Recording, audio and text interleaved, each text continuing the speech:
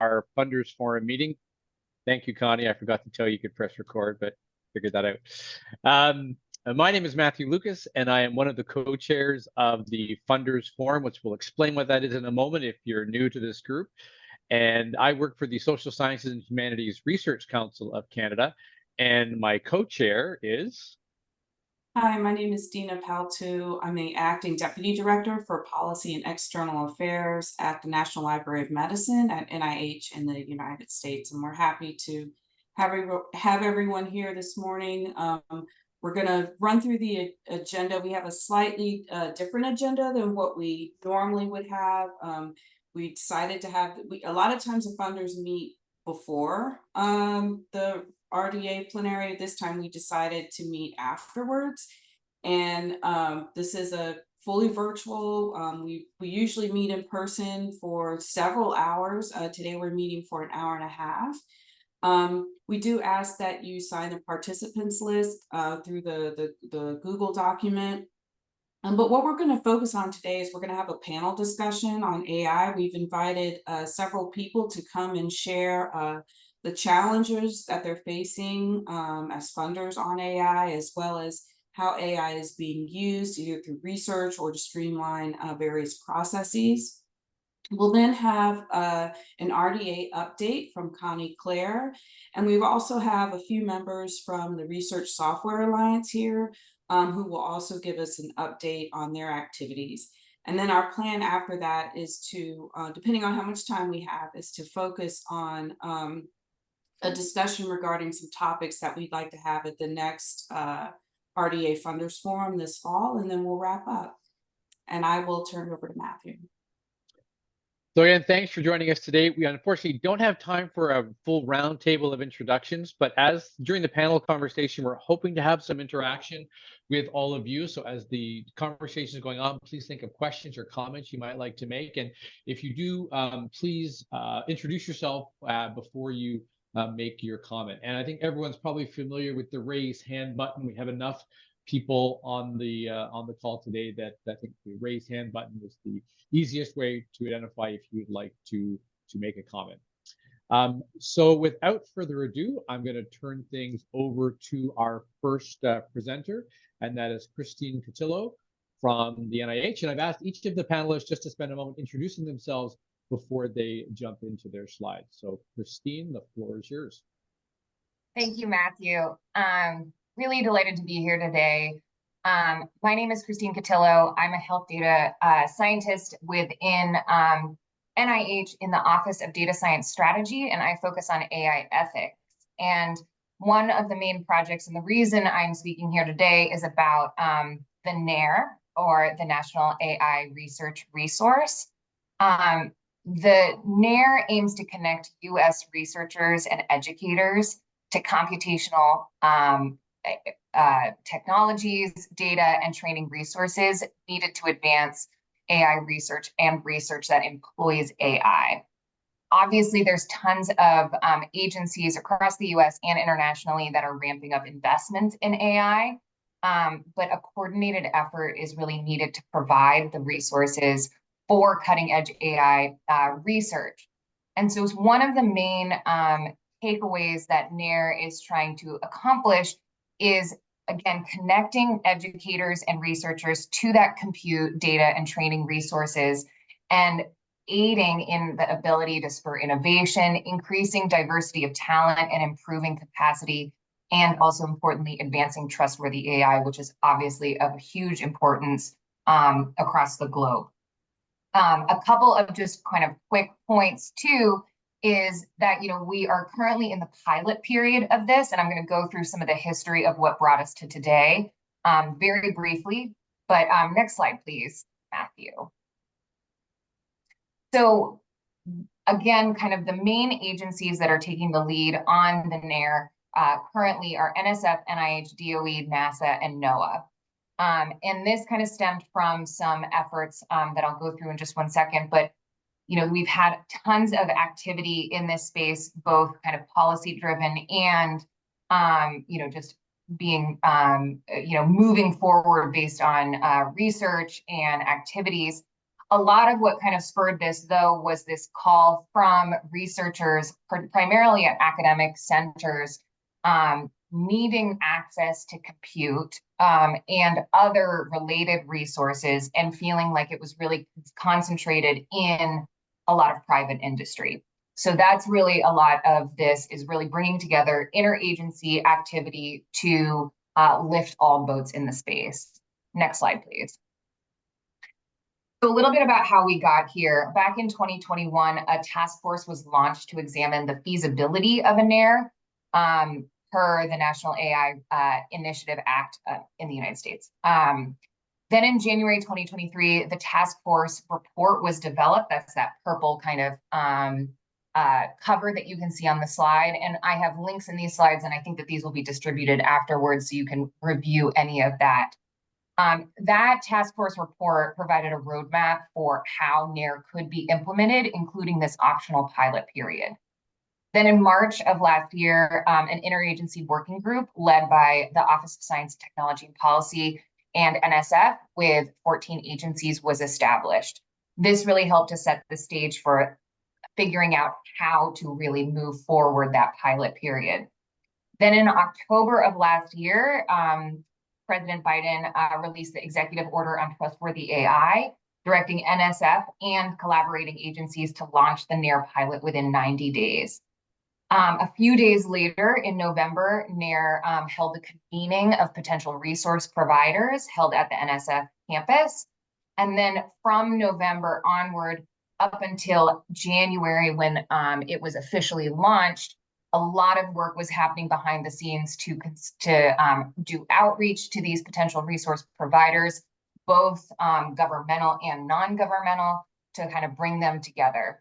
In January, we launched on a website kind of some of the resources that people have access to. A lot of the main ones that are currently listed on the website are ones that federal agencies provide.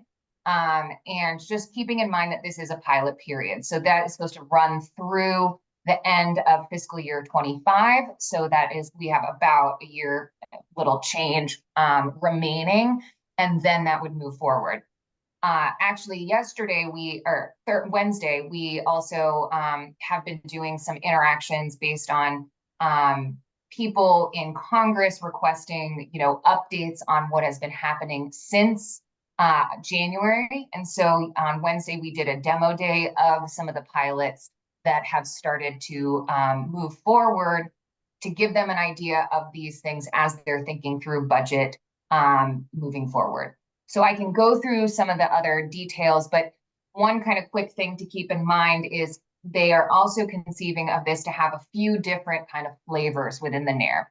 There's kind of this open area, which is obviously open science, right? Enabling open AI research and access to many different resources via a central portal. That's kind of the goal for the full NAIR. Then in secure, that's another kind of stream that we're working in, that it focuses on data that needs to retain its privacy. And so kind of testing out some of these privacy preserving linkages type of things. Then there's also kind of this NAIR software, which is facilitating the use of those software platforms, tools, and services, and NAIR Classroom, which is hitting on a little bit more of that kind of reaching broader audiences, including a lot of education, training, and user support, and also outreach, so we can actually reach those new communities to start engaging with them. So I'm excited to speak more about this later, and I'll hand it over to the next panelist. Thanks, Christine. And now we're going to shift gears a tiny bit to move from how agencies are supporting the engagement with AI in the broader research and education community to talking a little bit about how agencies are grappling with the use of AI, both in the creation of applications and the review of those applications and the granting agency processes. So, Michael, I'll turn the floor over to you. Thanks, Matthew. And Michael, you can introduce yourself. Yeah. Oh, okay, great.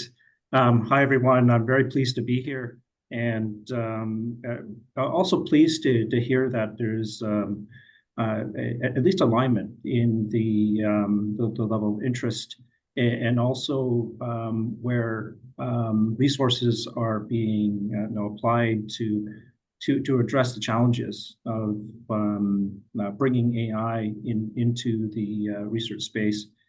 Also, just a bit of introduction. I'm the Chief Data Officer at the Natural Sciences and Engineering Research Council of Canada, sister agency. You all know Matthew of the social sciences.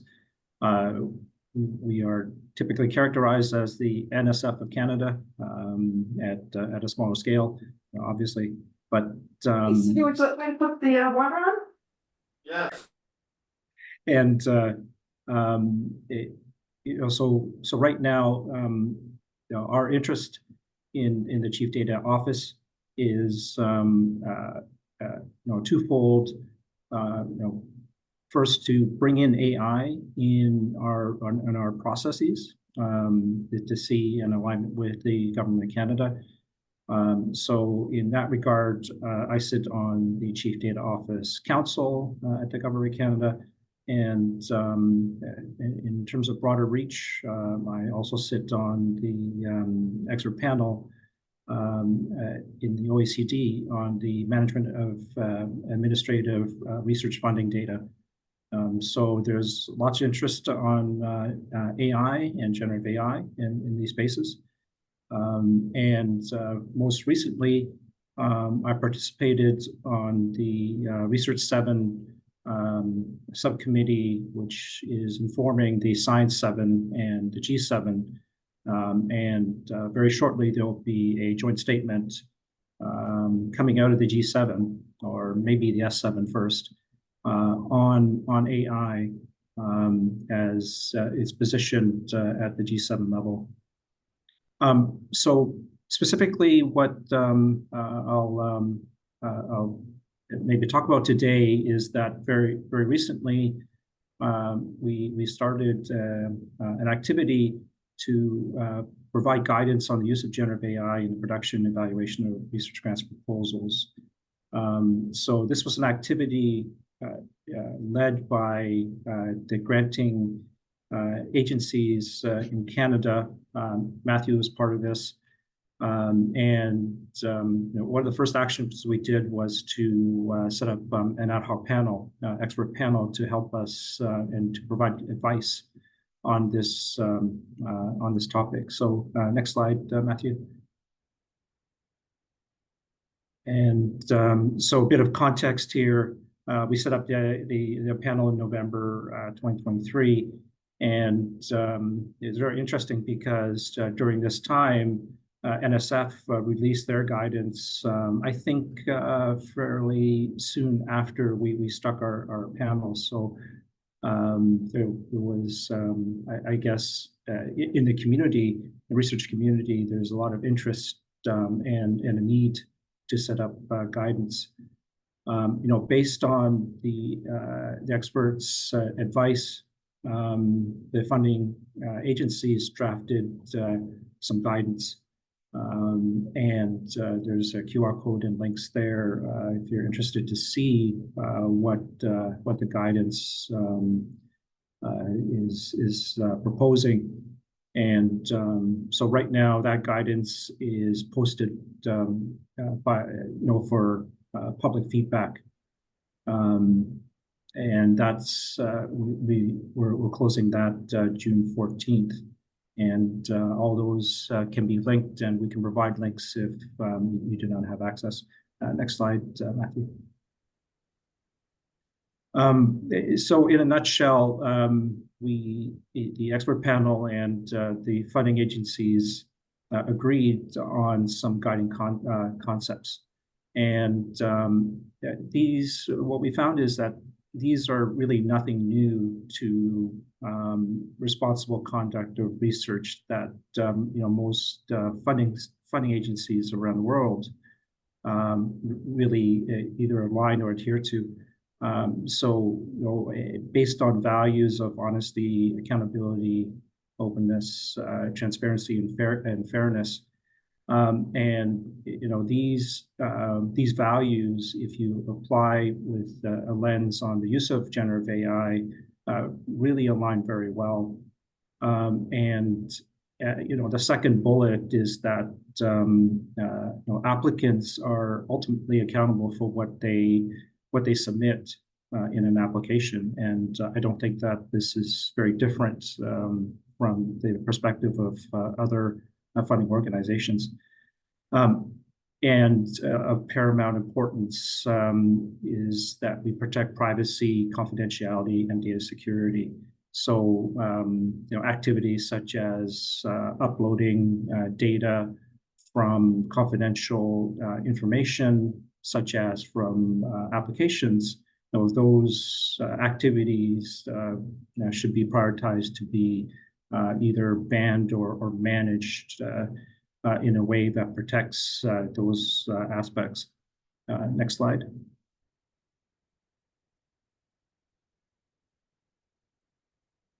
So in terms of the use of generative AI in grant applications, we, going into consultations, there are a lot of questions here. So, principles that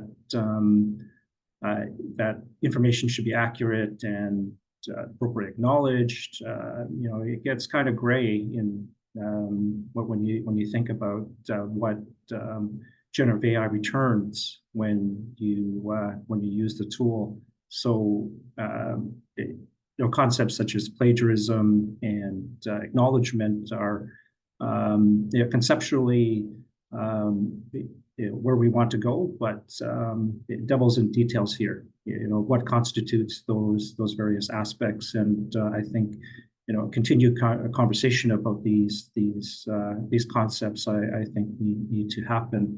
And today I would welcome your thoughts as well in terms of what constitutes plagiarism, what how do we acknowledge that the generative AI was used, and balancing the aspects of honesty, transparency, but also to be practical in its application.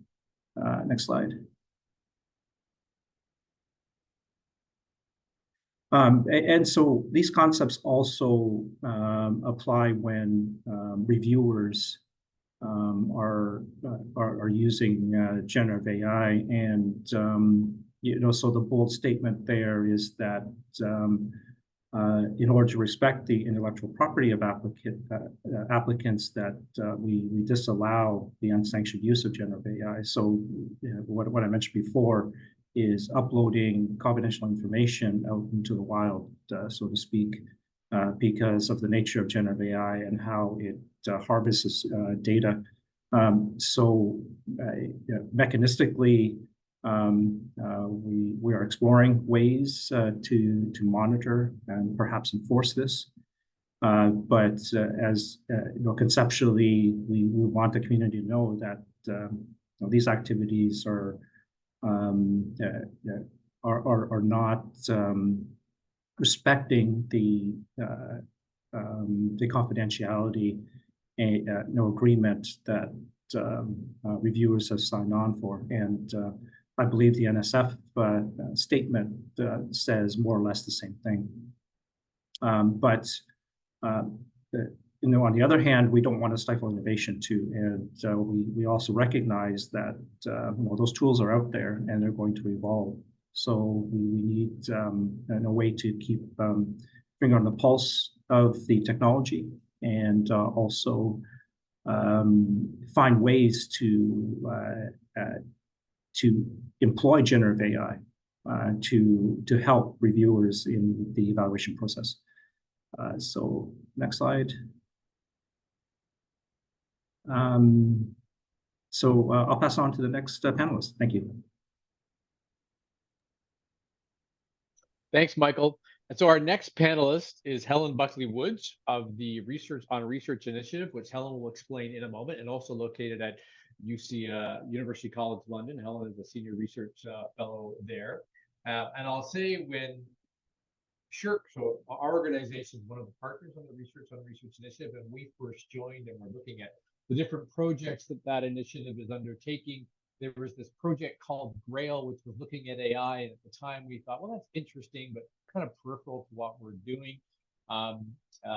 And very quickly, the world of AI evolved, and it became clear that this is going to be one of the central projects that we needed to be heavily involved in. So really pleased that Helen could come today to speak about that project and explain what the Research on Research initiative is. So Helen, the floor is yours.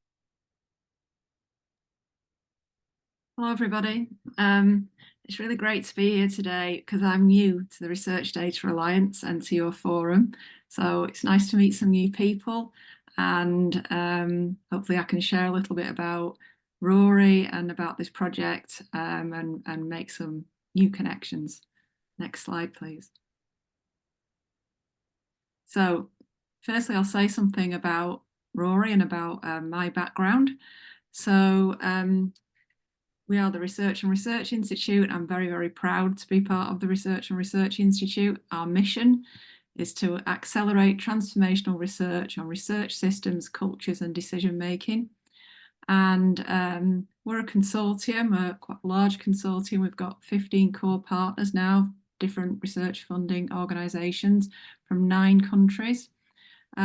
We also work with publishers, with data providers, various different academics and researchers who are part of Rory. And our partners are responsible for the co-design and delivery of the Rory programme. So partners invest in the Institute, and then we work together to develop our projects through, it's always really interesting and exciting discursive process of lots of different projects put on the table, and we work through to say what's feasible, what's useful, what's relevant. We were founded in 2019, and that's when I joined Rory as a postdoctoral research associate. I've now moved.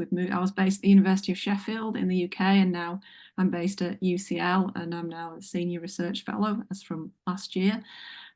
Before that, I worked for a long time, 20 odd years, as a librarian and information specialist, and I worked for a lot of time in a hybrid role working on systematic reviews of health evidence. So I find it quite interesting from that perspective, because I lived through as an information scientist the time when Wikipedia was seen as a really big challenge, and what will this do to the for example, students using authoritative resources, and how does this work with evidence-based practice, and what about the use of Google Scholar? And I've seen this, and now we're seeing it in terms of AI can now do, people say AI can do a systematic review, we don't need researchers anymore, and we don't need information scientists, and we don't, and people can kind of go off on a get quite scared about these things, whereas I believe in, we're using tools, and we need that, human interaction to use these tools efficiently. So I just wanted to share that little reflection from my past career. Next slide, please. So these are our objectives, Rory's objectives, which you can see on our website. I just want to highlight that one of the main things we do is to work together, creating this supportive space for exchange, co-production, working and discussing, a place where people can share information. And a lot of what we do is really important, is about surfacing practice and then allowing people to learn from each other. We also do experiments, we use all different kinds of methods, but I wanted to highlight the co-production and sharing aspect and these kind of soft infrastructure, which is really, really important. So I'm really happy to extend and meet new people today, and please get in touch afterwards if you want to know more about Rory. Okay, next slide, please. So our current projects, so we've got these, 10 projects. I have also been leading the Undisciplined project, which is about transdisciplinary research, the way funders describe and define transdisciplinary research, particularly in call for proposal documents.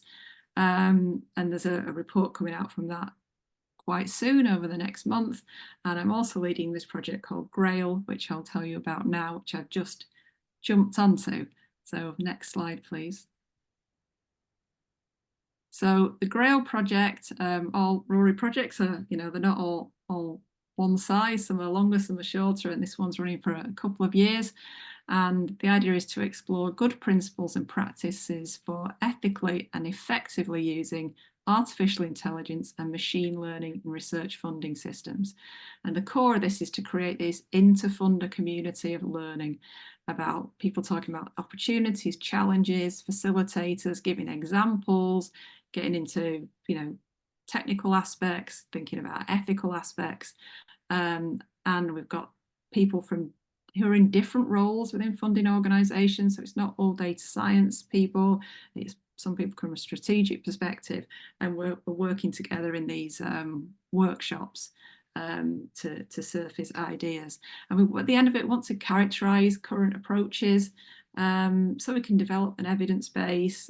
We can describe what's going on and see what new research or how practice is going to develop. We've got 13 funder partners, a research team from University of Sheffield and UCL. I'm co-leading with Denny Newman-Griffiths, who's a lecturer at Sheffield, who is an AI expert. And we have a steering group. Every project, Rory project, has a steering group, and ours is co-chaired by John Holm from Research Council Norway, and Katrin Milzo and Gustav Petersen from these three of our different partners. Next slide, please. So there's 3 elements to GRAIL as a workshop series, which I mentioned, which is the core. And we have this kind of Chatham House rule way that they're conducted. So we can talk about the ideas outside the group, but we'll never mention who said something or which organisation it was, which helps just facilitate that sharing a little bit more. We're also going to develop some practical guidelines. So I have a prop. We created this book, which is the Experimental Research Funders Handbook in the pilot phase of Rory. And it's a project that I coordinated with our director, Professor James Wilsden. And that was about the use of partial randomization. So we're going to use that model to bring together, the context for funders, what are the challenges, what are the technical challenges, what considerations do funders make in introducing some of these tools, and use a lot of different case studies. So hopefully that'll be a very practical and relevant handbook for people to use. Yeah, so we'll move on to the next slide now. Yes, I mentioned the handbook. We're also going to have various other working papers, knowledge sharing events, and we're going to have a one-day workshop, which is hosted by Research Council of Norway in October 2024. Okay, next slide, please. The workshop series, we've had various different topics and ideas, and I just wanted to share one small example. So we looked at a case of where people were using natural language processing in order to match applications to reviewers, and they were given a technical perspective. And so they talked about different models they were using, and it turned out it was a little bit of a curate's egg. So it worked well in some fields, it didn't work well in others. So it worked in some scientific fields, it worked well. Trying to match up people in social sciences and humanities worked less well. And someone asked, well, how much adjustment did you have to make? How much time did it save? In some cases, the scientific officers had to make just a 5% adjustment between these matches. In other cases, they had to make, 50% adjustment. So it didn't save any time at all. So it's things like this that people are sharing. That's difficult to measure. This is what we've come up with. This is how, the detail of what's going on. And that's helping. We're going to bring all that together in these case studies, in the working papers and in our outputs. Okay, next slide, please. Okay, so near the end of the slides, we're also doing something empirical in that we're working with another team in Rory who are doing a project about research assessment, doing this global observatory. They're pulling together various different information about different research assessment systems, and they're doing a survey, so part of the Global Research Council survey, and then we're introducing 4 questions that funders will answer about the use of AI and ML. So, what did you actually use it for? What factors were interesting to you? And just to gather that information about how things are worked and how things are working and what people are using it for, and what what's interesting there. Oh, and there's also, we're doing some work about some more specific things that Research Council Norway are leading about, examples from Grail partners about, how they're using these tools. Next slide, please. So that's all from me. If you would like, this is a little screenshot from our webpage to show you that you can sign up to our newsletter. That's the best way to keep in touch with Rory. If you've got any questions about this project or anything other Rory related, do get in touch. Thank you. Thanks, Helen. And we'll now turn over to our final presenter, Daniel Katz. And Dan wears a number of hats, which he'll describe in a moment. But one of the key ones is his instrumental role in setting up the Research Software Alliance. And he's going to talk to us about some of the implications between that and the use of AI. So Dan, the floor is yours. Okay, thanks. Can we go on to the, yep, perfect. Yeah, so I should say I'm here from the Research Software Alliance, and Michelle Barker is also on as our executive director, and Kim Hartley is on and will be talking a little bit later about some of the stuff that we're doing in our Funders Forum. I'm the chair of the steering committee, and I also co-facilitate the Funders Forum. I just wanted to mention, one of the other things I'm doing actually this year is I'm the ethics lead for the IEEE Computer Society. And so it's an interesting experience in seeing kind of all the different bad things that people can do in terms of publications with AI and also without AI. But AI is certainly adding to the things that people are doing. So it's interesting to watch. Yeah, so let's go on. So the RISA's point of view here is, well, RISA overall is working towards this idea that research software and the people that develop and maintain it are essential, and we want to bring stakeholders together to increase recognition of that and to basically use that to do better research in the future. And in this case, we believe that those people and the software are also the key building blocks within open science and AI-driven research. So one more slide. So one way that we can look at this is looking at how AI actually is showing up in research and where software is related to that. And so just 4 different things I wanted to mention. One, an OECD report on AI and science that highlights the role of software here, the need to increase access to software, to share best practices around software, to facilitate more regular funding and more secure positions for people that are actually developing the software that's behind AI, and to improve ways to measure research impact and productivity. There was also a review of digital research infrastructure requirements for AI by Technopolis and the Alan Turing Institute. And a lot of what came out of that was the lack of skills and training and career paths, including for research software engineers that are essential for AI.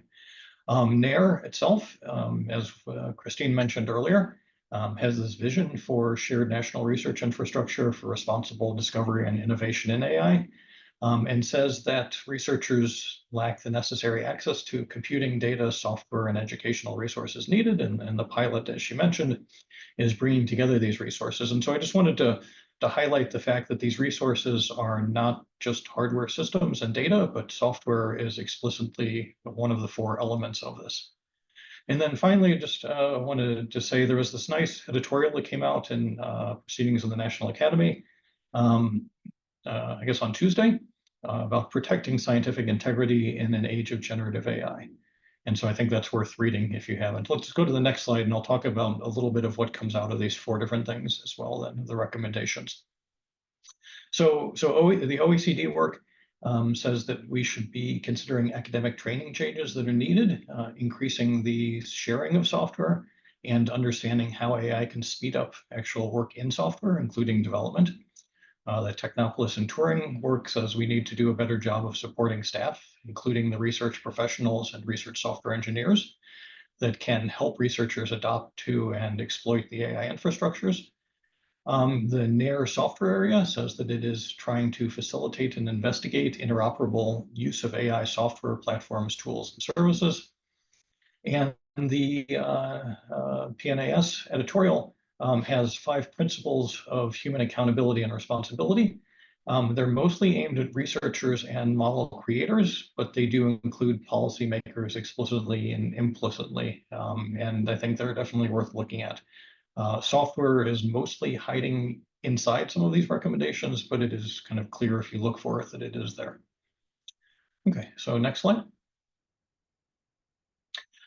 So one of the challenges, as I was kind of just saying, is that software is often not actually discussed explicitly. A lot of discussions about AI implementation and policy talk about fairness of the data, understanding and reducing bias in the data and the models that are built from the data. When we're looking at data from human subjects in particular, there's questions about understanding privacy and people's control of their data and of the models that are used that rely on their data. And the fact that these models are actually implemented in software and that the software is used for training and training the models and training people is rarely considered. The models are often thought of as just a kind of a magic extension of the data, but the fact that they're implemented in software and software actually matters in how they're implemented and how they're used often isn't considered. And so just two quick examples of this. There was an NIH workshop that I was at maybe 6 months ago, I'm not completely sure at this point, called Toward an Ethical Framework for AI and Biomedical and Behavioral Research, Transparency for Data and Model Reuse. And as you can see in the title, this focused on data and models, but it was really hard to get the fact that these models are implemented in software into the discussion. And there's a nice piece from Alex Engler about how open source software shapes AI policy that says that open source software has a central role in the use of AI in terms of speeding adoption and reducing bias and advancing science and creating standards. But it's largely absent actually from the discussions around policy. So I think the key point of this is that software often isn't discussed either in policy or implementation, even though it's really essential for how things actually happen. Okay, one more slide.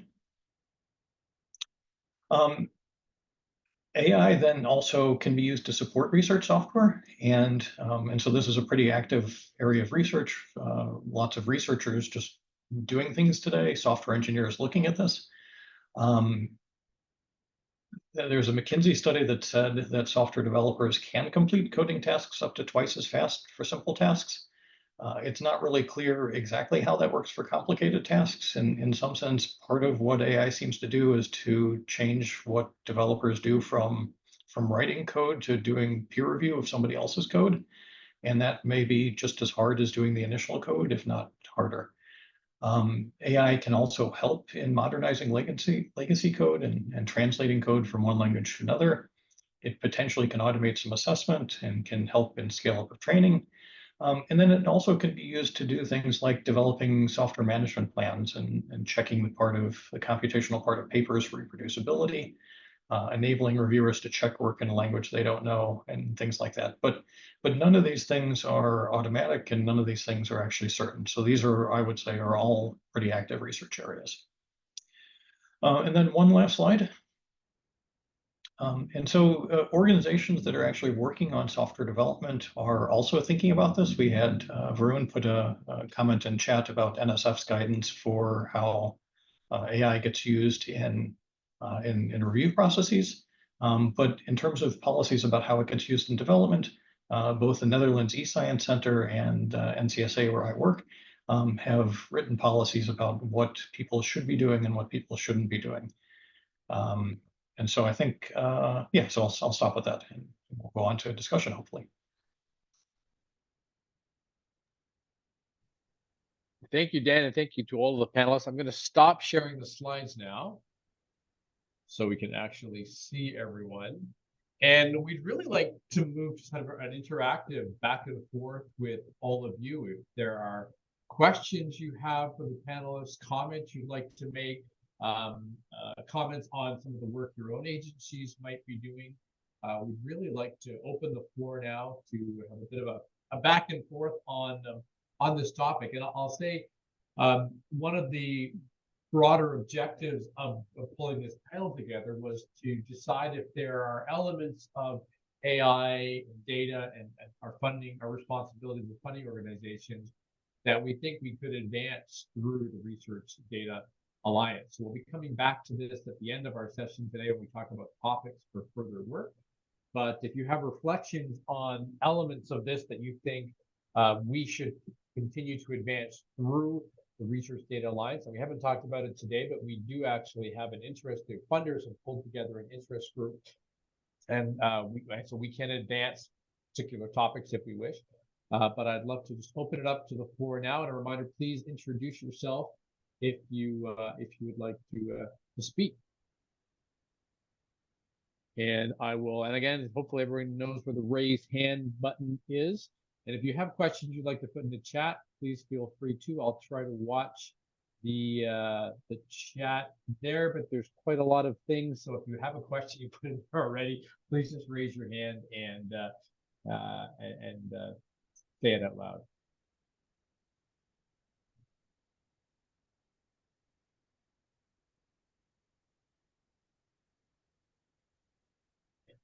I'm not seeing anything yet. Oh, sorry, Dina, you have your hand up. I do have a question, and this is more for Michael. Interested in knowing what kind of pushback or additional challenges that were received when discussing allowing the use of AI for the review of the proposals or development of proposals. So specifically on the review, is your question? So right now in the consultation phase, you can imagine that there's a complete spectrum.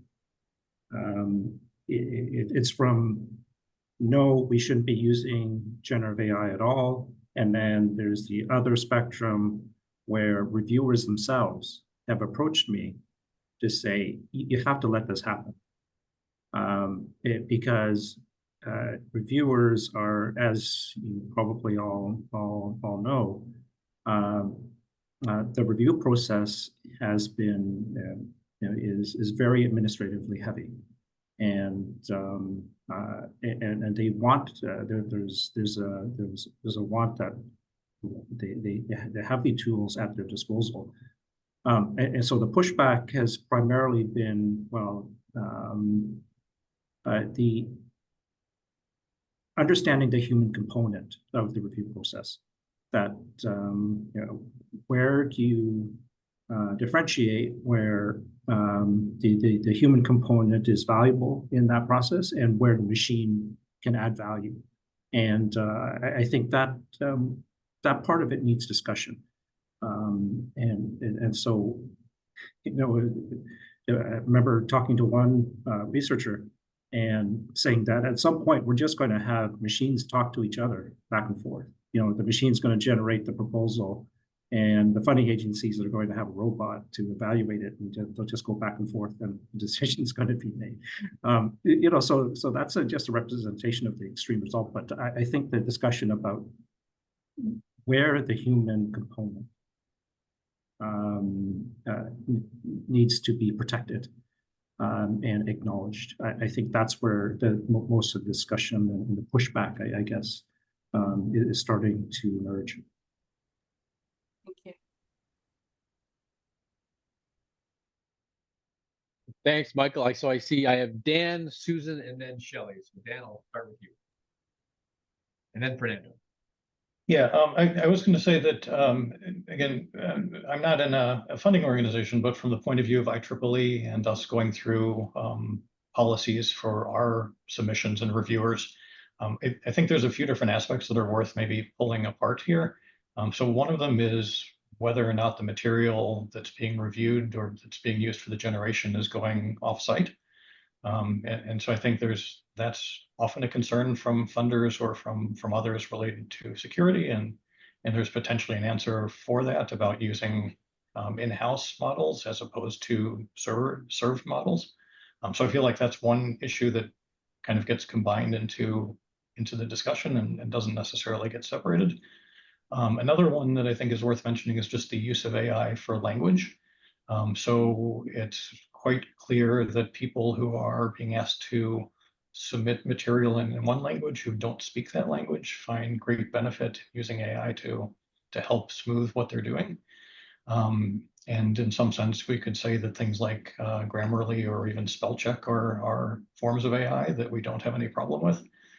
So I think, I guess I feel like there's at least these issues of AI for language, AI for that's used internally versus externally, that probably need to be pulled apart as people are thinking about these policies. And often I think this is happening, but I'm not completely sure it always is. Thanks, Dan. I'll go next to Susan. Hi, thanks for letting me weigh in. I just wanted to reflect on the NIH policy and using generative AI for peer review, particularly generative AI that's on the web, for example, ChatGPT, Bard, and others. Our policy and our stance is that reviewers cannot use those online generative AI tools. Of course, they can use Grammarly and spell check. That's not the issue, but it's in the generative AI where new knowledge and information is being created. It has two effects in using generative AI. The first is, of course, that you're putting something on a public website and you're disclosing the confidentiality of the application. Those prompts are then reused to train algorithms and improve them. And the second is that when we ask reviewers to serve as reviewers on study sections or even mail-in reviews, we are interested in their thought and their thinking. There could be a real serious concern if an applicant had thought that the review was not based on a scientific, knowledgeable individual, but on something that came from a ChatGPT. They could, in fact, protest the review and the score of their application, and that would cause a lot of administration burden that we would then have to deal with. We use generative AI in a lot of our operational practices, such as sorting applications and clustering them and putting them into the right program officer's hands, as well as looking for conflicts of interest. But in the actual review, we want real people to review real grants. So just to let you know, that's our stance. Thanks, Susan. One of my teams addresses appeals for grant decisions, and I cannot imagine how we would address appeals for AI-assisted reviews. That would be quite challenging. Next, I have Shelley. So foot stomping what Dan talked about for IEEE, AGU's publications actually have a policy that the publication committee put together on using putting in somebody's paper into a generative AI large language model tool, and that if it goes off-site, which we cannot control now, but likely we'll be able to see versions of these tools that are protected, that is not okay. That's putting somebody's work out there, and you don't know, you're not providing the confidence and trustworthiness that you should be doing, but acknowledging that our editors and reviewers are all over the world and they could use help with English. So we allow the review to go into a generative AI tool, and they can get help with that. But my hand is up for a somewhat different point. Also, large language models are just one tool in the world of AI, and so I give a lot of talks on ethics and thinking about all of the other tools that our researchers are using and creating, and what does that mean within publication and outcomes and transparency and trust, and leaning in there. So I'll just pause. Thank you. Thanks, Shelley. I'll now go to Fernando, and then I think we had a question or a comment in the chat that I'll read out before going to Mike. Thanks. That's a really fascinating discussion. Thanks for the panel. To some extent, it has been covered by the colleagues, but just to reinforce there, I guess one thought is if the issue is just the data confidentiality, I guess, then I guess both open source, but also then, and a question to then, commercial providers are promising at least that the data is not leaving the organization, even Microsoft and others on Copilot, etc. And also, I guess that does that solve the issue, and that is enough to then allow to use it? I guess there are other good points that was already raised. and I agree that we need to consider on that. So I guess that's just one aspect. The other aspect that I want to raise is I work for IDRC, the International Development Research Center, so we fund very broadly. We fund in the Global South in general, right? So we have a very so there is definitely we hear the claim for like greater inclusion, of course, on terms of languages, indigenous languages, and so on, democratizing science outside. So I think that's also something to be considered. But I also quite curious. We have a new project with the International Science Council to try to understand how this, specifically to explore and do case studies on how this use has happened in the Global South. The AI has been changed the science process in Latin America, Africa, Asia, and so on. So I think that's also something they're very interested on the conversations, and how can we make sure we bring more of the funders in the Global South to this conversation as well, as we create these different groups. And I'm very keen to participate and collaborate, right? I think it would be super useful to have that, and as we think a more inclusive global science. Thanks, Fernando. I think that last question is one that we as a funders forum need to really grapple with. I know the RDA has been trying to expand its reach and connections to the Global South, and I think that's something we could also contribute to discussing how we could do that. Dan, I don't know if there was something there you wanted to respond to before I go to the next question. I mean, maybe I'll just say very quickly that I think the things like Microsoft Copilot and I can't remember the name, the in-house or whatever it's called version is. I mean, I think that's basically the same issue as just using a language model internally. And I guess as much as you trust the company and the contract, then that issue should be fine. Thanks, Dan. I see Eva had a comment. Eva, I don't know if you wanted to read that out, or would you like me to read your... Okay, so Eva had said, wondering if the notion of redefining what innovation, ingenuity, new ideas is being considered in these discussions.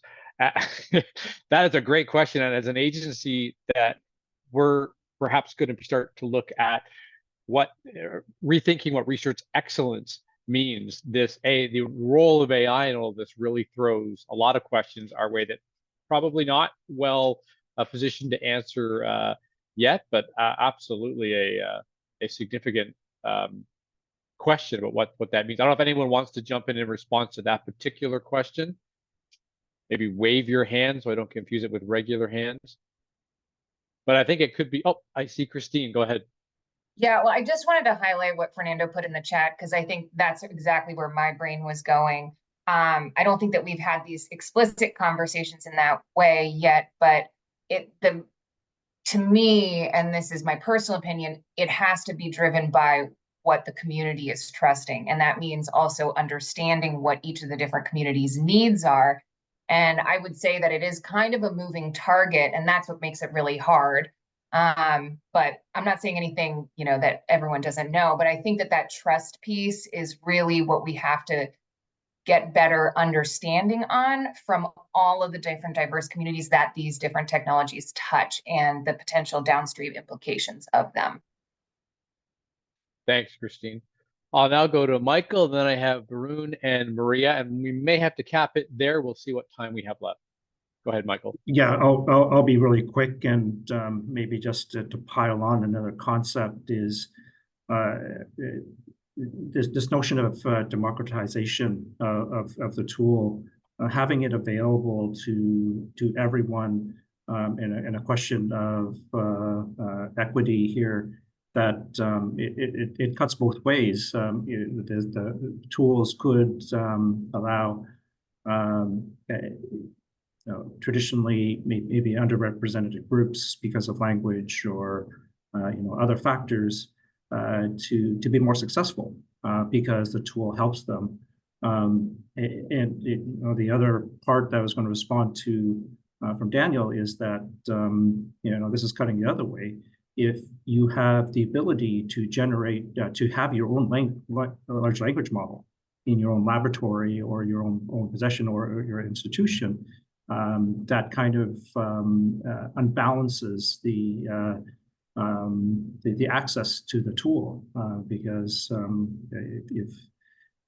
if you're just limited to the tools that are on the web, for example, that are out in the wild, versus something that you can fine tune and have in complete privacy and confidentiality, there's an imbalance there that we have to recognize.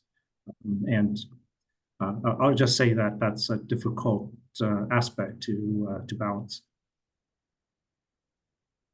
Thanks, Michael. Go to Varun next. Thank you. Hello, everyone. This is Varun Chandola from National Science Foundation, and I don't have much to add. I just wanted to agree with everyone regarding, the use of generative AI in the merit review process. I posted a link early on about the NSF's posture here, which came out in December, which largely agrees with what Michael had mentioned as well. And personally, talking to reviewers as well as PIs. Of course, the stance that NSF has, a lot of it has to do with the fact that this could violate the confidentiality processes that we have set up for the merit review process. However, as Dan said, some of that might get alleviated with the use of in-house versus things that are out there. However, at the same time, I feel like there's a big issue of trust as well. I think someone had mentioned in the chat too, and that is something that's going to be there. And obviously there are a lot of advances that are being made in the AI field. However, both from the reviewers as well as from the PIs, the researchers, I've heard a lot about the fact that they simply do not trust a lot of this, right? So if we are using some of these technologies in the review process, that might undermine, the confidence that researchers have in this process. Thank you. Thank you, Varun. And now we'll go to our last question with Maria. Hi, I'm Maria Cruz. I work at the Dutch Research Council in the Netherlands. It's not a question, it's a comment. I'm just wondering if the innovation and what we actually maybe need to change is the grant and the whole process itself, right? Because if at the limit, it's the machines, or software writing proposals that then get reviewed by a different software,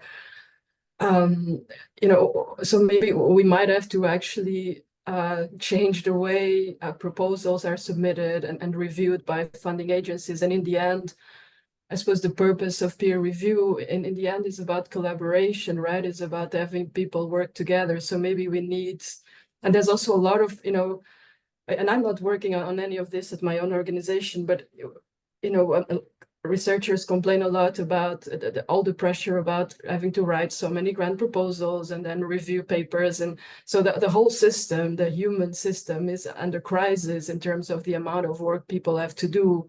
And I know these tools will save work, but at the same time create more proposals, So maybe we have to maybe do less, but more collaboratively and really involve people and their brains in a way that is manageable for them. So I think the innovation maybe it's in the way we fund research and the way we evaluate research. That's maybe where we need innovation. I'll just say, I think it is a fundamental challenge to how we are structured as granting agencies in our traditional mode.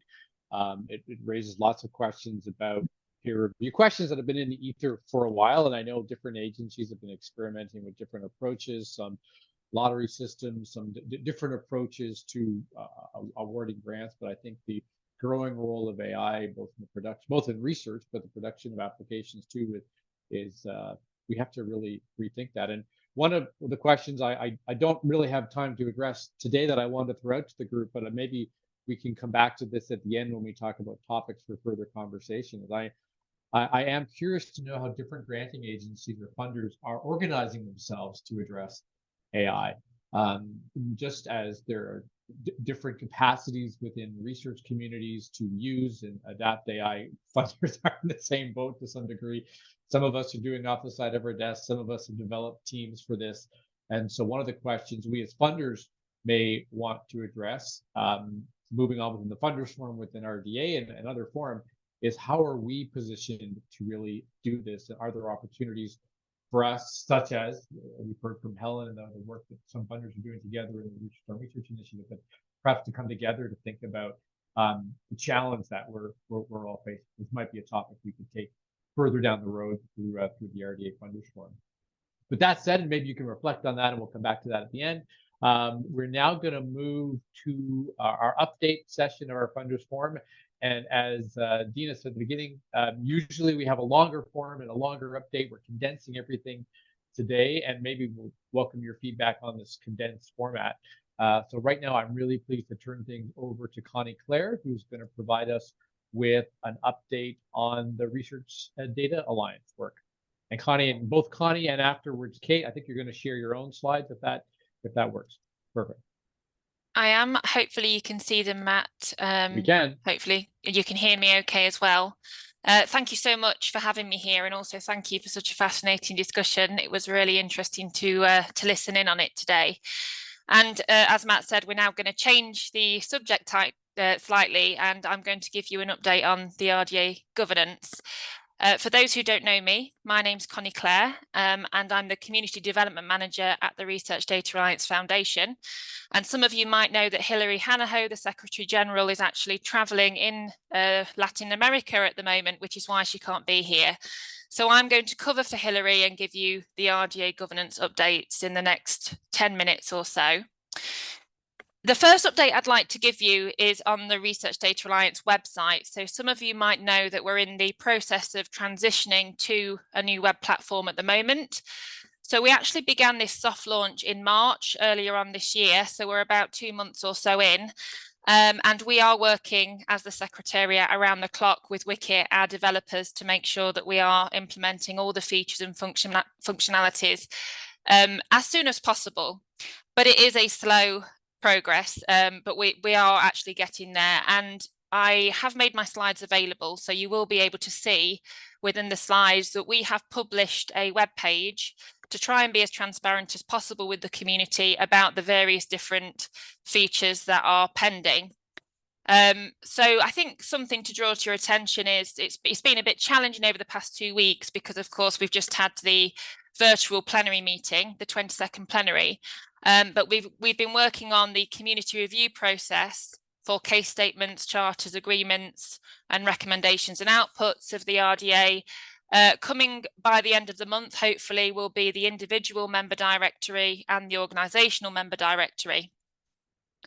And if you are an existing member of the RDA and you haven't yet visited the new web platform, what you'll see on the homepage is actually an alert bar at the top with a link for you to reactivate your account. And we are strongly encouraging all of our members to do that so that you can access the various features of the platform.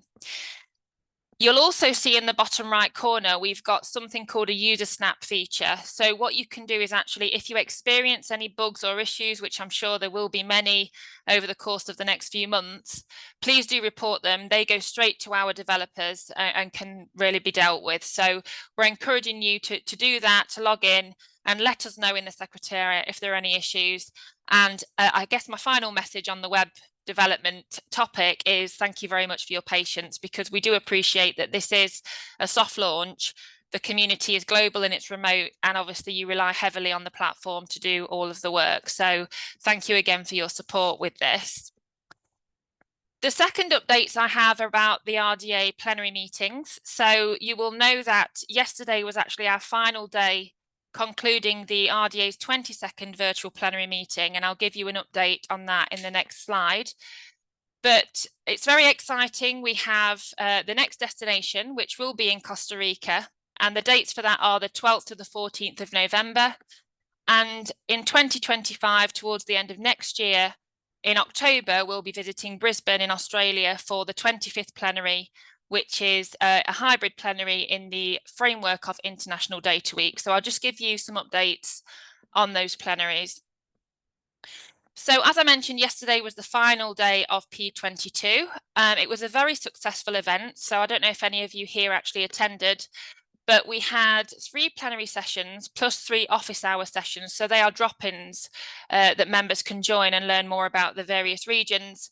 They were organised by the 3 regional members. So we had one for Europe, one for Oceania, and also one for the RDA US. We also had 2 newcomer sessions that were quite well attended. In actual fact, we had 20% of registrants were actually newcomers to this plenary. So I think that's a really good achievement.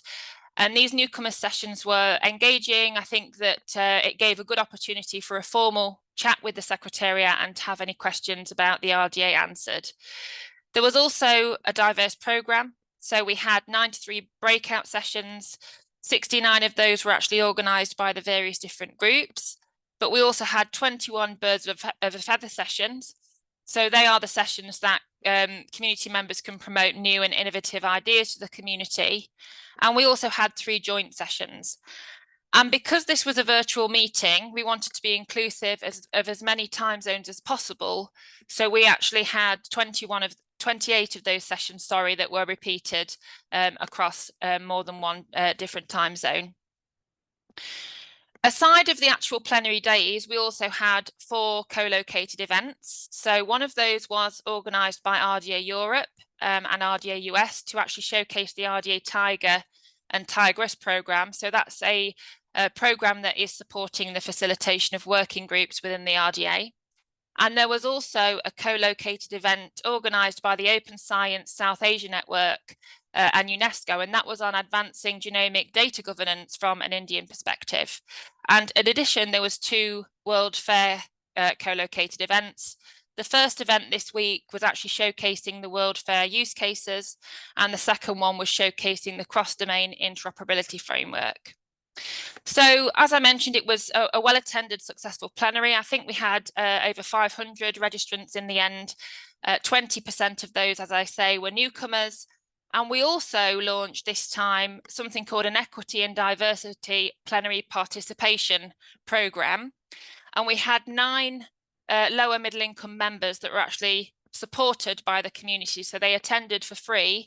And this programme meant that you could essentially purchase a ticket for a lower middle income country member to be able to participate. So I think that was also successful.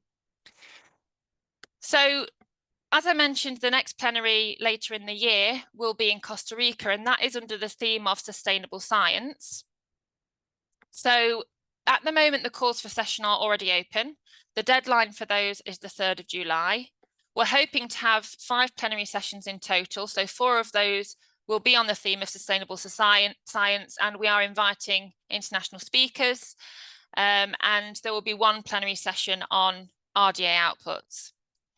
The plenary days will run from 8 till 4 in the local time, and we will have early finishers, obviously, for networking and also for rest, because, you know, if you've attended the plenaries, that these are very busy days and you need time at the end of them to decompress and relax. So the final plenary that I'm going to talk about very briefly is the 25th plenary meeting, which is going to be in Brisbane, Australia, from the 13th to the 16th of October. It's organised by one of our organisational members, the Australian Research Data Commons, and of course in conjunction, as usual, with CoData and the World Data System. So the links are in the slides if you want to read more, and there will be updates on those in due course. And sticking with the theme of plenaries, we will be conducting a plenary meetings analysis. So our current model is to have 2 plenaries per year. The first one is virtual, and the second one is hybrid, so in person with a virtual component. And the idea behind the analysis is we want to make sure that this model is meeting the needs of the community, and we want to really assess the feasibility based on the effort by the Secretariat, the attendance, and also, of course, the important community feedback that we receive after each plenary meeting.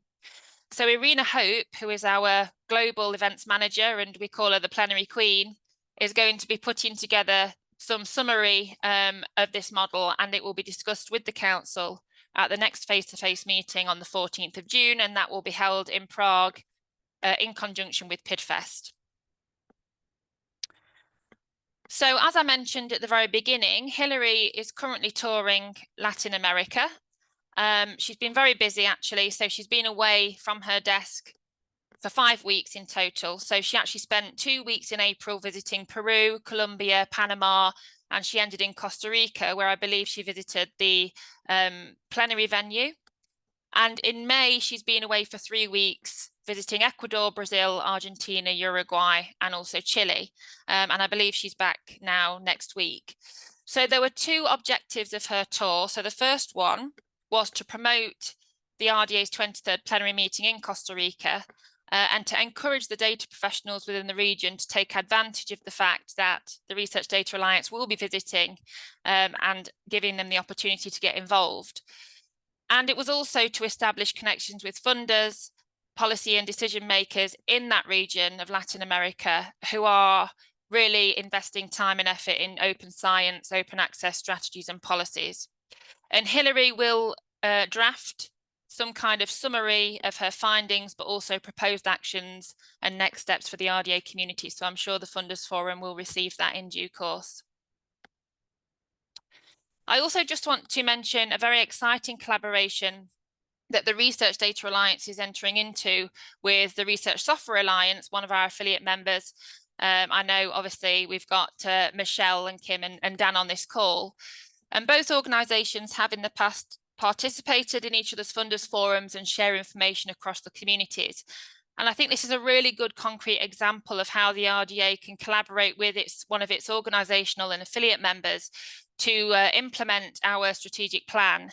And part of it is to engage with the Global South. So this particular Latin American collaboration will involve co-funding an expert, so a community builder, somebody involved in community engagement that can speak Spanish and English to really promote and advocate for open science, research data management, but also research software management in that region.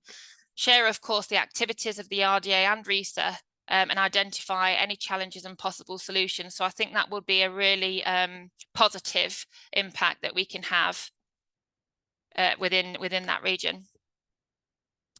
I'm nearly done now on the updates, but I just wanted to mention that at the end of last year, the beginning of this year, we received funding from SCOSS. So SCOSS is the Global Sustainability Coalition for Open Science Services. So we were delighted that the RDA was actually deemed a successful candidate and organisation to receive pledges. The idea behind this funding is that we'd like to use it to support the creation of global standards to meet best practice research data management, but also to help us engage and build capacity within the Global South. And the reason why I'd like to mention it here today is because to date we actually already have 14 organisations that have agreed to pledge. So they are 6 Swiss research institutions and also 8 Canadian institutions as well. And not only will this help us to actually really meet our goals within the implementation of our strategic plan going forward with regards to standards and also engaging the Global South, but it also means that we can enrich the diversity of our organisational membership, because any organisation that decides to pledge will also automatically become a member of the organisational assembly. So if you as funders would either like to pledge, or if you know of other organisations that you think would be in a good position to support the RDA with this, then please reach out to Hilary and you can have a look on the website for more details about that. And the final update I'd like to give is that there is a current job vacancy for an RDA regional community manager in Oceania. This candidate will be employed through Curtin University in Western Australia, and their role is to engage and grow the community within Oceania and Eastern Asia, but also work with RDA Global to manage and support the RDA services, to advocate obviously for RDA within the region, and to raise awareness about the next upcoming plenary in 2025 in Brisbane. So I think with that, I might have gone over time. Sorry about that if I have, but I'm happy to answer any questions or obviously receive emails, and I'll stop sharing. Thank you, Matt. Thanks, Connie. And yeah, let's set aside a couple of minutes for questions. We'll see if there are any. Please raise your hand.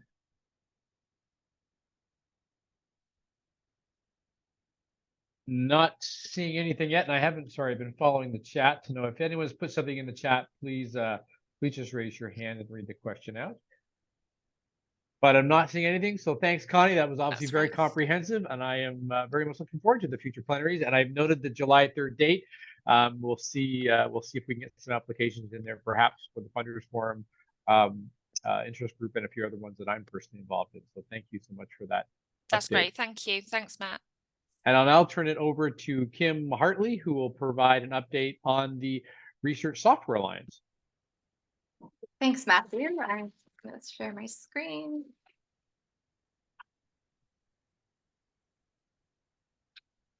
Great.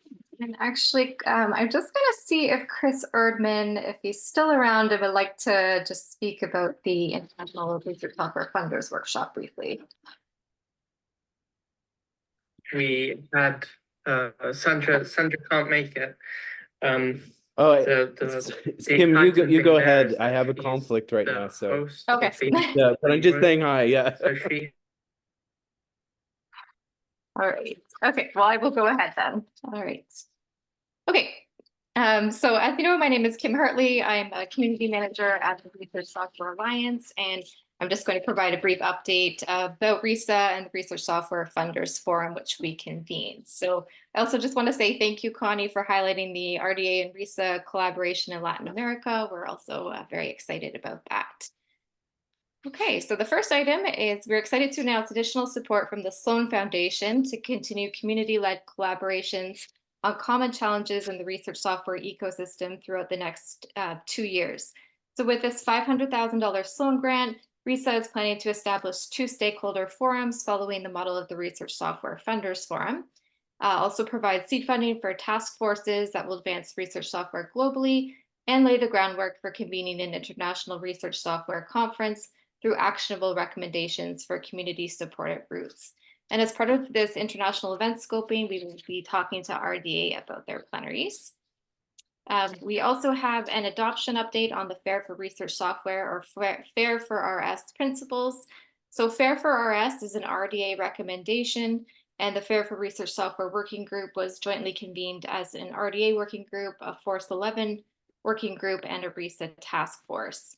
The FAIR for RS principles were published in 2022, and a number of organizations were already planning to implement them at the time. And so RISA has a recent blog post that provides an update on initiatives working to implement the principles across 5 areas of cultural change.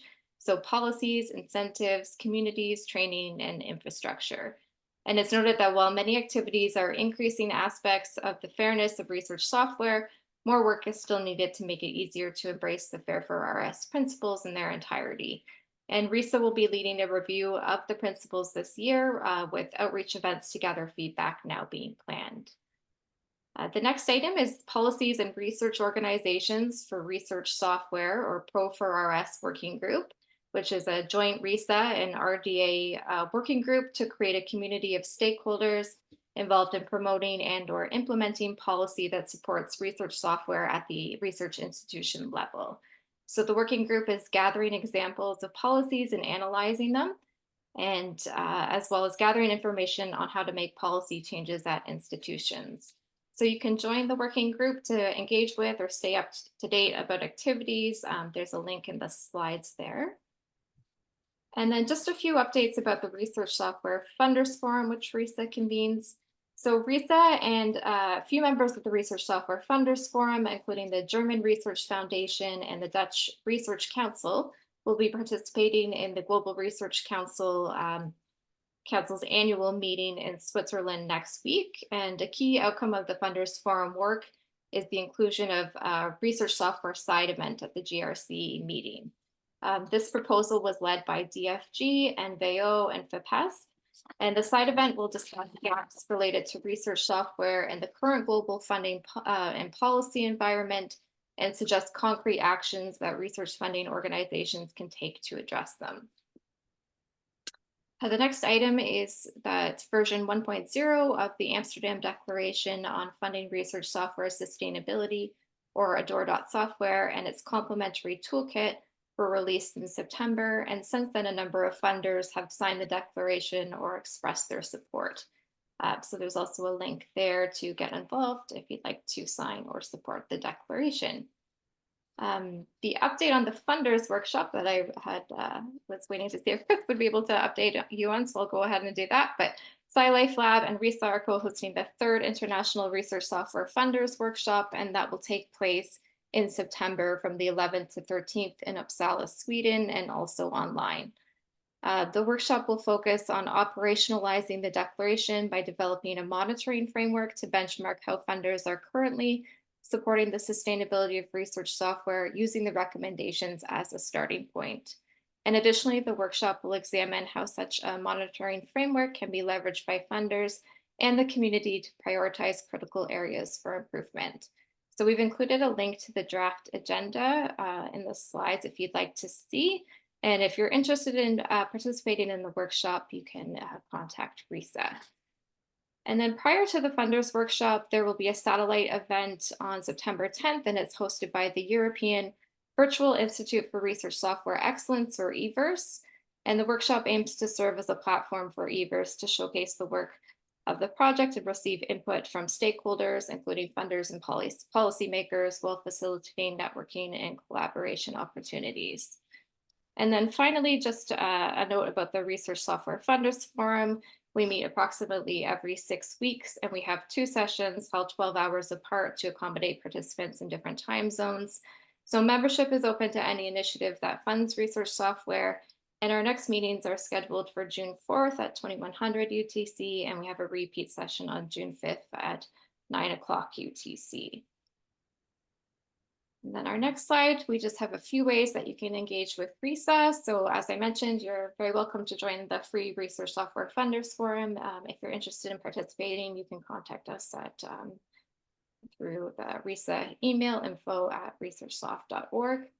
You can become a RISA organizational member. There's a little bit more about a membership program on the slide there as well. Show your support for the declaration by becoming a signatory or supporter.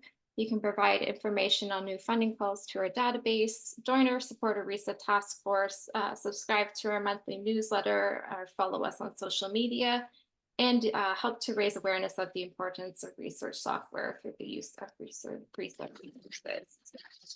Right, so that's the end of my update. Thanks so much. Thanks so much, Kim. And I'll just open it up, see if there are any questions or comments from the group. Not seeing anything, but Kim's contact information are on her slides. It's been noted her slides are linked in the agenda, and the slides from the panel presentation today will be shared. We just pulled those together a bit at the last minute, so we haven't been able to share those yet, but those will be shared. So look for those, and you'll be able to then see all of the links in those slides to the various reports and email information for some of the presenters will be there as well. So we have about 5 minutes left now. I know a few people have had to leave, but I would like to just spend a couple of minutes, if people have enough energy still, to talk about what we might at the Funders Forum like to focus on at our upcoming meeting. So we have the meeting to prepare for in Costa Rica in the fall. And there has also been suggestions that we could hold smaller sessions such as this between the plenary meetings as well, if there's interest from the membership. So I'd like to open it up to get people's feedback. Are there topics either building on today's conversation on AI, or if there are other topics people would like us to address? In the past, we've sent out some surveys, and we'll probably continue to do that, but I'd love to get people's feedback now if you have some thoughts. I would like to point out, Matthew, that just to remind everyone that last summer we did have meeting. It was either late summer or early fall where the funders met for an hour to kind of discuss some of these topics further heading into the meeting. So that's another option that we can have, as well as Matthew said, maybe having some of the shorter meetings may be of interest to people. Michelle? Michelle Barker from the Research Software Alliance. I'd just like to second what people have already suggested about engaging Global South funders as well. The closing ceremony yesterday for the RDA plenary introduced a range of funders from Latin America. So there's certainly some networks there we could also already begin to utilize.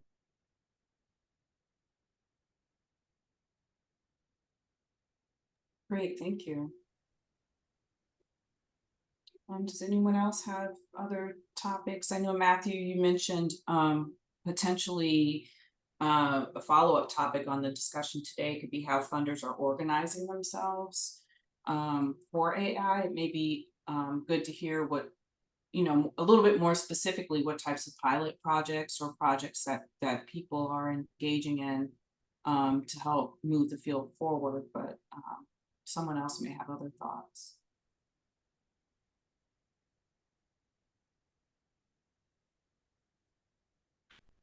Another topic. Sorry, go ahead, Dina. Oh, go ahead. Go ahead. Yeah, it's hard to have a natural conversation in these types of meetings. Another topic of interest to me, and I don't know if it's of interest to the broader group, is data infrastructure. Clearly aligned with RDA's mandate. I had organized a session on data infrastructure for SSH, and I've been having some internal conversations in Canada about some potential evolution of the data infrastructure, the national data infrastructure that we have here. So that might be a topic of interest to people. I know we've just probably discussed it in a number of different venues, but there could be some particular funding angles that we might wish to address particularly. And we could also probably tie something like that into the theme as well, because the theme for the fall is sustainable science. So we could talk about infrastructure and sustainability as well. I'm just going to jump in vocally. It's Natalie Harrower, and give a +1 to both of those ideas. I think we should take the opportunity of being in Costa Rica to hear what our colleagues there would like to focus on from a funding perspective. I mean, if it's research infrastructures, I'll certainly be happy because that's of interest to me as well. But, you know, I think they should try to define it because it's an opportunity. Yeah. That's a really good point. And I think Connie's still on the line here.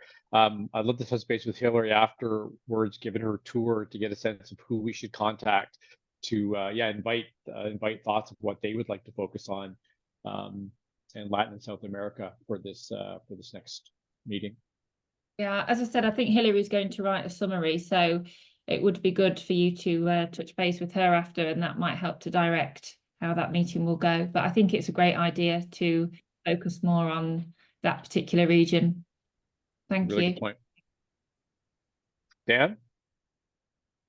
Yeah, just thinking that there are some things that are very funder specific and funder internal, and then there are some things that funders are doing where wider input would also be potentially useful. And so I wonder if there's potentially some kind of an RDA working group on funding, I don't know, funding systems. I'm not exactly sure what it would be that maybe would have a lot of funders, but would have other people from the community that are doing work that's relevant as well. So I guess my suggestion is just to think about if there's something that's, whether the ideas need to be done completely internally within the funders forum, or whether there's something that would benefit from wider participation as well.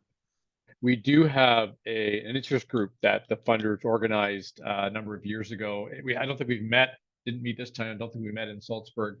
That for that very purpose, to have an engagement between funders and the broader research community. And I think that would be great. I'd love to revitalize that and get some conversations going. And I would say too, if there's anyone on this call or anyone not on this call that's related to the funders forum that is interested in being part of helping to lead that group, I think we'd be very open to. Well, I know we're very open to participation on that group. So please get in touch with either Dina or myself, and we're happy to work with you to develop some proposals for the next RDA plenary. Yeah, I second that. That would be great. We do need new leadership for that group. Any other thoughts or comments? We're at 11 o'clock now. I guess we'll open it up for one final comment or thought.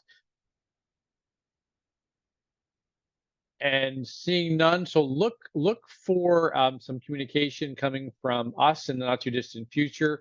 I think we've had some good suggestions, and we definitely will be reaching out to not only the organizers in Costa Rica, but the community in Latin and South America to get a sense of what topics they would like to have on a Funders Forum agenda, and really to hopefully include a broader, more diverse range of funders in that conversation to come.